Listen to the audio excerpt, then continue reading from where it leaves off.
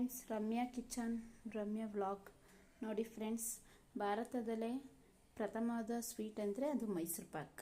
ನೋಡಿ, ನಾನು ಇವತ್ತು ಮಾಡ್ತಿರೋ ರೆಸಿಪಿ ಮೈಸೂರು ಪಾಕ್. 1 ಕಪ್ ಬೆಲ್ಲ ತೊಗೊಂಡಿದ್ದೀನಿ, 1 ಕಪ್ ಕಡಲೆ ಹಿಟ್ಟು ತೊಗೊಂಡಿದ್ದೀನಿ, ಸ್ವಲ್ಪ ತುಪ್ಪ ತೊಗೊಂಡಿದ್ದೀನಿ. ಮತ್ತು ಬಾಣಲಿ ಇಟ್ಕೊಳ್ಳಿ. ಗ್ಯಾಸ್ ಮೇಲೆ ಬಾಣಲಿ ಇಟ್ಕೊಂಡು ಗ್ಯಾಸ್ ಹಚ್ಕೊಳ್ಳಿ. ನಂತರ ಒಂದು ಬೌಲ್ ನಾವು ಬೆಲ್ಲ ತೊಗೊಂಡಿದ್ವಲ್ಲ ಅದನ್ನು ಫಸ್ಟ್ ಹಾಕಿ ಬಾಣಲಿಗೆ.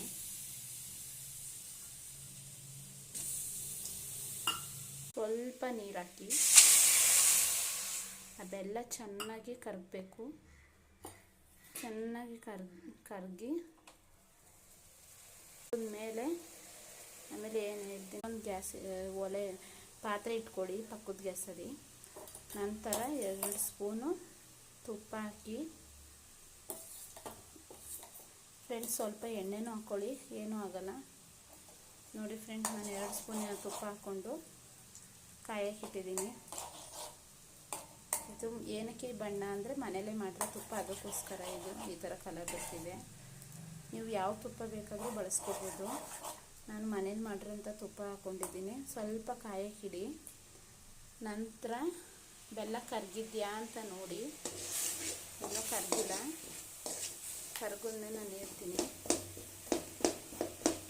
ನಂತರ ಫ್ರೆಂಡ್, 1 ಕಪ್ಪು ಕಡಲೆ ಹಿಟ್ಟು ತಗೊಂಡಿದ್ದೀರಲ್ವ, ನಾವು ಇನ್ನೊಂದು ಬೌಲ್ ತಗೊಂಡು ಅದಕ್ಕೆ ಕಡಲೆ ಹಿಟ್ಟು ಹಾಕ್ಕೊಂಡು ಸ್ವಲ್ಪ ಎಣ್ಣೆ ಹಾಕ್ಕೊಂಡಿದ್ದೀನಿ. ನಾನು ಗಂಟು ಆಗ್ಬಿಡುತ್ತೆ ಡೈರೆಕ್ಟಾಗಿ ಹಾಕಿದ್ರೆ ಅಂದ್ಬಿಟ್ಟು ನಾವು ಇನ್ನೊಂದು ಬೌಲ್ ತಗೊಂಡು ಈ ಥರ ಮಿಕ್ಸ್ ಮಾಡ್ಕೋಬೇಕು. ಎಣ್ಣೆ ಹಾಕ್ಬಿಟ್ಟು ಸ್ವಲ್ಪ ಬೆಲ್ಲ ಕರಗ್ತಾ ಇದೆ.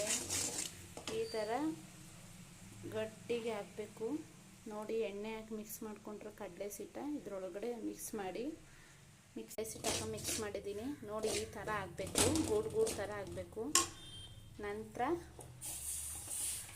ತುಪ್ಪ ಹಾಕ್ಕೊಳ್ಳಿ. ಸ್ವಲ್ಪನೇ ಹಾಕ್ಕೊಂಡು ಮಿಕ್ಸ್ ಮಾಡಿ. ಎಣ್ಣೆ ಬೇಕಾದರೂ ಹಾಕೋಬೋದು, ಇಲ್ಲ ತುಪ್ಪ ಬೇಕಾದರೂ ಹಾಕೋಬೋದು. ಹಾಗೆ ಕೈ ಹಾಕ್ತಾನೇ ಇರಿ, ಇಲ್ಲಾಂದರೆ ಗಂಟು ಆಗ್ಬಿಡುತ್ತೆ ಫ್ರೆಂಡ್ಸ್.